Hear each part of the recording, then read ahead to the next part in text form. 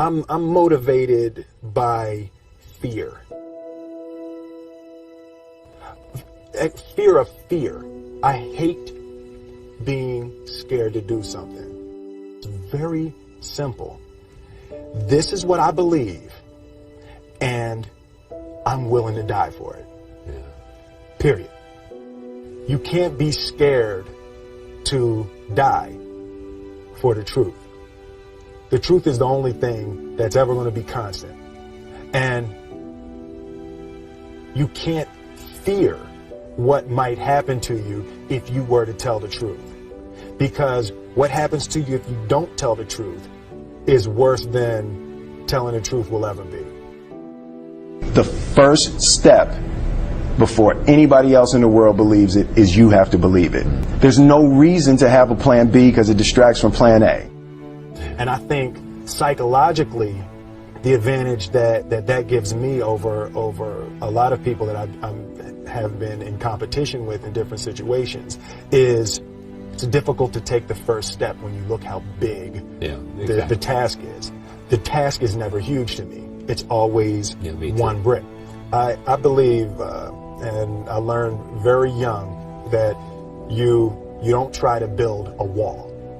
You don't set out to build a wall. You don't say, I'm going to build the biggest, baddest, greatest wall that's ever been built.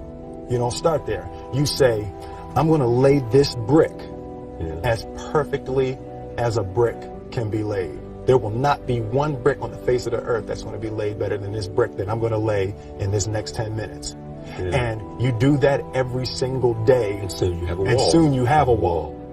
I've never really viewed myself as particularly talented. Where I excel is ridiculous, sickening work ethic. You know, while the other guy's sleeping, I'm working. While the other guy's eating, I'm working. The separation of talent and skill is one of the greatest misunderstood concepts for people who are trying to excel, who have dreams that want to do things. Talent you have naturally. Skill is only developed by hours and hours and hours of beating on your craft.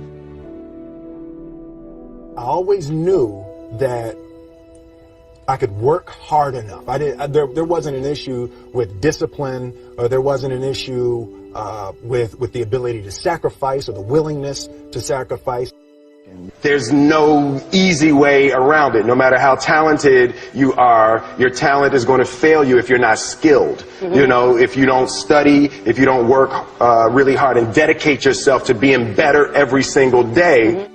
This one year, my father had his shop, and he decided for whatever reason that he wanted a new wall on the front of his shop. So he tore down probably about 16 feet high and probably about 30 feet long. He just completely tore the wall down, and my brother and I had to dig a 6-foot hole. We for the foundation. For the foundation. Right. We would mix in the concrete by hand. A year and a half.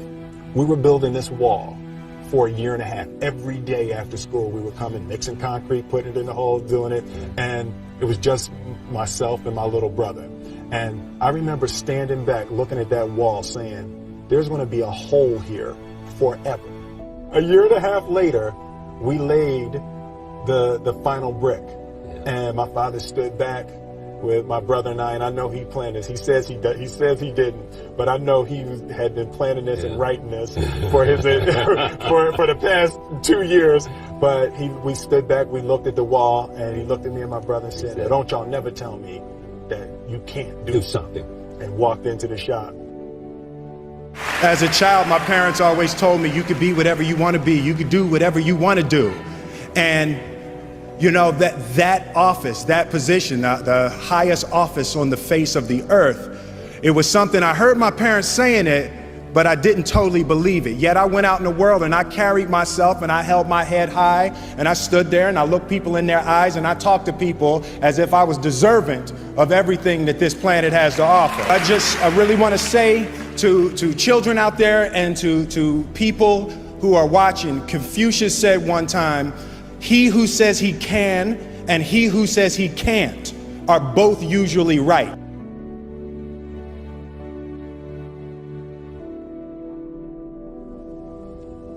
having the opportunity to study greatness. Anytime you have that opportunity, there are certain intricacies that will make clear who you are. It becomes that much more clear who you are.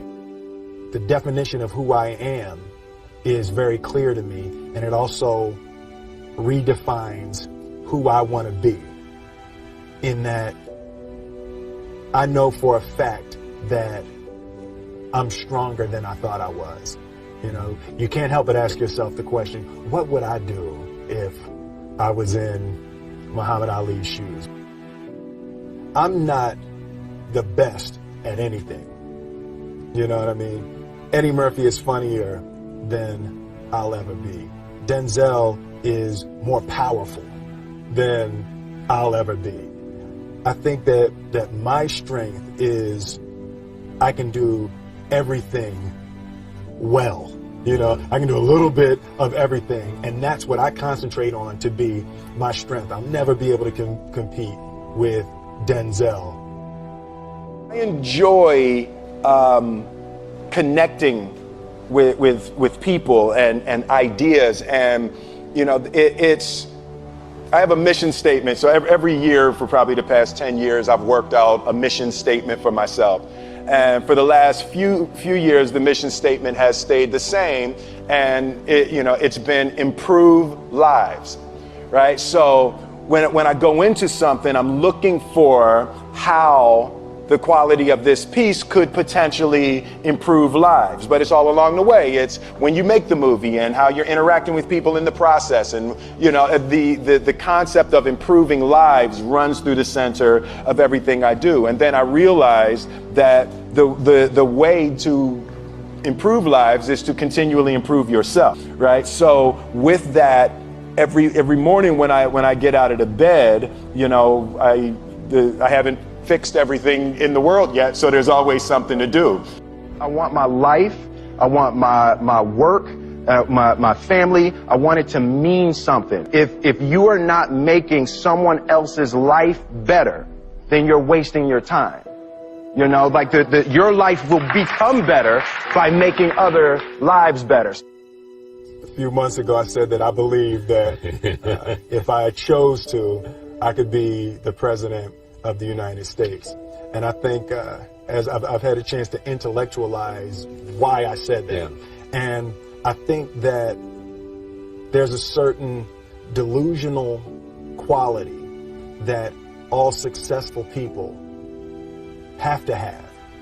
You have to believe that something different than what has happened for the last 50 million years of history. You have to believe that something different can happen. The one thing that I truly tried to communicate in the interpretation of Ali is the complex simplicity of greatness. And how greatness is not this wonderful, esoteric, elusive, God-like feature that only the special among us will ever taste. You know, it's something that truly exists in all of us. Loss is bound to joy. Like pain and suffering are bound to joy. The being able to survive something is actually a big part of being able to find that next wave of joy. You appreciate smaller things. I hated being scared, you know, that I didn't want to even take the meeting. I just hated that being scared to do something. And I think what developed in my early days was the attitude that I started attacking things that I was scared of.